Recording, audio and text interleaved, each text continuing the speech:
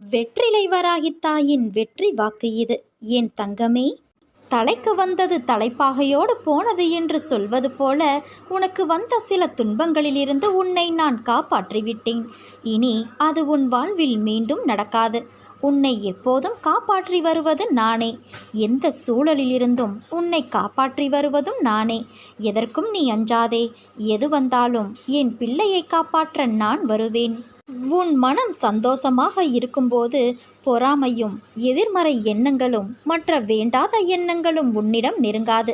காரணம் ஏன் தெரியுமா? சந்தோஷத்தில் உன் மனம் உன் நிம்மதியை பத்திரப்படுத்த பெரிய சமுத்திரம் போல உன் மனதை உருவாக்கும். அதில் எந்த எதிர்மறை வந்தாலும் அந்த பரந்த சமுத்திரத்தில் அவைகள் எல்லாம் காணாமல் போய்விடும்.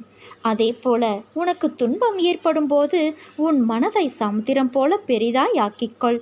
ஏனென்றால் அது உள்ளே வந்து உன் நிம்மதியை உடைக்க முடியாது. உண்மையான சந்தோஷம் நிம்மதியோடு நிறைவாய் வாழ்வதுதான். எந்த சூழ்நிலையிலும் உன் மனதை நீ பாதிக்க விடாதே. துன்பங்கள் கஷ்டங்கள் வரலாம், ஆனால் அவற்றிலிருந்து நீ உன் கண் இமைப்பதற்குள் நான் உன்னை மீட்டு விடுவேன். உனக்கு ஆகாயமாய் நான் உன் அன்னை இருக்கிறேன். பாதுகாப்பாக உன்னையும் உன் குடும்பத்தாரையும் காத்து கொண்டு நான் தான் இருக்கிறேன். அதனால் நீ எதற்கும் பயப்படாதே. என் செயல்கள் அசாதாரணமானது, விலை மதிப்பற்றது. உன் இதயத்தில் உள்ள விருப்பங்களை நான் திருப்திப்படுத்துவேன். என் மீது நம்பிக்கை வைத்து பொறுமையோடு நீ இருந்தால் உன் தேவைகள் அனைத்தையும் நானே பூர்த்தி செய்வேன். என் தங்கமே, நான் என்றும் உன்னை கவனித்து வருகிறேன். உன் எண்ணம் தடுமாறும்போது உன்னை நல்வழிப்படுத்தி தூய சிந்தனை அளிப்பேன். நீ வேதனைப்படும் காலத்தில் உன்னோடு இருந்து ஆறுதல் அளித்து வேதனை போக்கும் வழியை கூறுவேன். உன் வீட்டில் பாதுகாப்பாக நான் இருந்து உங்கள் அனைவரையும் தீய சக்திகள் அண்டவிடாமல் தடுத்து உங்களை நான் காப்பேன். இல்லறத்தில் நல்லறம் காக்க ஒவ்வொரு நிமிடத்திலும் உன் மனதில் எச்சரிக்கை செய்வேன். உன் எண்ணங்களை ஆராய்ந்து உனக்கு என்ன தேவையோ அதை நான் அளிப்பேன். என்றுமே உன்னை அஞ்ஞானத்தில் மூழ்க விடாமல் சத்திய தர்மத்தை உன் மனதில் புகுத்துவேன். எதுவும் நிரந்தரமில்லை என்பதை உணர வைத்து எளிமையாகவும் ஏழ்மைக்கு உதவி செய்ய மனதை தூண்டுவேன். ஏட்டு சுரைக்காய் கறிக்கு உதவாது என்பதை உணர வைத்து நீதி மறவாமல் வாழ வைப்பேன். உழைப்பின் தத்துவத்தை எடுத்துரைத்து உன் உழைப்பில் வருவதை கொண்டு வாழ வைப்பேன். இன்ப துன்பம் ஏற்றத்தாழ்வு இதனால் வந்த கர்மாவை என்னவென்று அறிய வைத்து நீ மனமகிழ்ச்சியோடு உன்னை வாழ வைப்பேன். பயணத்தை நினைத்து நீ ஒருபோதும் வருந்தாதே. பாதையை நினைத்து கலங்காதே. முக்காலமும் உன் அன்னையான நான் உன்னோடே வருவேன். என் ஆசீர்வாதங்கள் என்றும் உன்னோடு இருக்கும். உன் கரம் பற்றி நடத்துவதற்கு நான் இருக்கும்போது நீ எப்படி வீழ்ந்து போவாய்? உன்னுடைய வாழ்க்கை சக்கரத்தை சுழற்றுபவள் நான். நீ நம்பிக்கையோடு இரு, நல்லதே நடக்கும். என் பிள்ளையே, நீ எப்போதோ செய்த கர்ம வினையை இப்போது அனுபவிக்கின்றாய். அதை விரைவில் நீ தீர்க்கப் போகிறாய். ஆனால் இப்போது நீ செய்யாத ஒரு தவறுக்கு உனக்கு யார் சாபம் விட்டாலும் அந்த பாவம் அவர்களுக்கே சேரும். அது போன்ற நிகழ்வுகள் நடந்தால் நீ கலங்காதே. உனக்கு உண்மையான உறவாக நான் உன் இறுதி வரை இருப்பேன். உன்னை எதுவும் பாதிக்காது. நீ மனதின் ஆரோக்கியத்தை கவனமாக பார்த்துக்கொள். துஷ்டர்களிடம் வாதாடாதே. எதையும் நிரூபிக்க நீ முயற்சி செய்யாதே. கொஞ்சம் பொறுமையாக மட்டும் இரு. என்னை எவன் மிகவும் விரும்புகிறானோ அவன் எப்போதும் என்னை காண்கின்றான். என்னை விட்டு நீங்கினால் இவ்வுலகமே அவனுக்கு சூனியமாக தோன்றுகிறது. என் கதைகளை தவிர பிறவற்றை அவன் கூறுவது இல்லை. இடையறாது என்னையே தியானித்து என் நாமத்தையே ஜெபம் செய்கின்றான். முழுமையாக தன்னை என்னிடம் சமர்ப்பித்து என்னையே எப்போதும் அவன் நினைவில் கொண்டு இருக்கிறானோ அவனுக்கு நான் கடன்பட்டதாக உணர்கின்றேன். அவனுக்கு விடுதலை அளித்து என் கடனை தீர்ப்பேன். என்னை நினைத்து எனக்காக ஏங்குபவனையும் எதையும் முதலில் என்னை நினைக்காமல் உண்ணாதவன் பாலும் நான் சார்ந்திருக்கின்றேன்.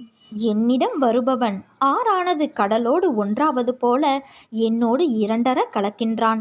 பெருமையையும் அகங்காரத்தையும் விட்டொழித்துவிட்டு எல்லளவும் அவற்றின் அடையாளம் கூட இல்லாதபடி விலக்கி உங்கள் இதயத்தை அமர்ந்து கொண்டு இருக்கிற என்னிடம் உன்னை பூரணமாக சமர்ப்பித்துவிடு. நீங்கள் தொலை தூரமோ எங்கெங்கேயோ என்னை தேடிக்கொண்டு போக வேண்டாம். உன் இதயத்தில் உனக்கு அருகிலேயே நான் எப்போதும் வசித்து கொண்டு இருக்கிறேன்.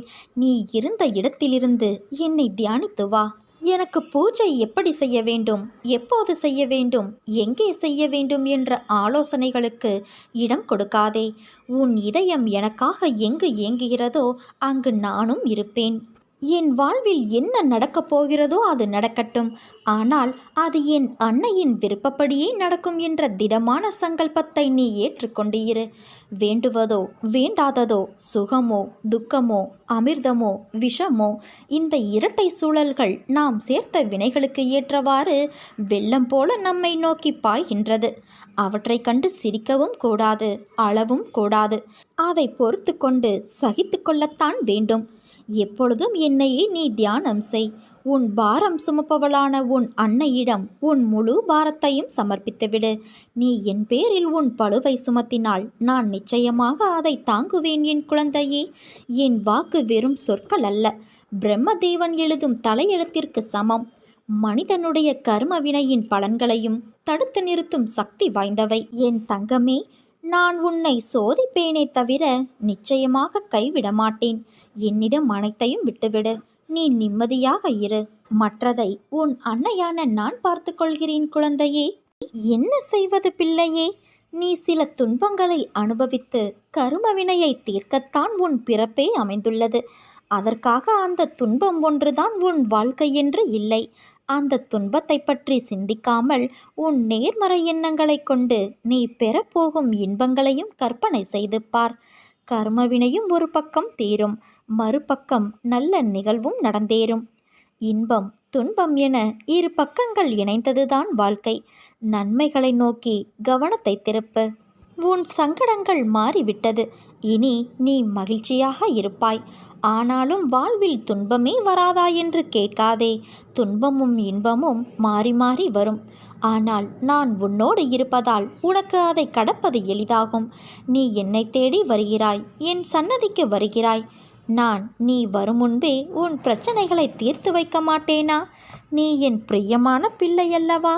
முன்ஜென்ம கர்ம வினையால் சிலவற்றை நீ அனுபவிக்க வேண்டியுள்ளது. ஆனால் உனக்கு துணையாக நான் இருப்பதால் எல்லாவற்றையும் நீ எளிதாக கடக்கப் போகிறாய். மகிழ்ச்சியான நாட்கள் உனக்கு வரப்போகிறது. அதை மகிழ்ச்சியாக நீ அனுபவிக்கப் போகிறாய் குழந்தையே.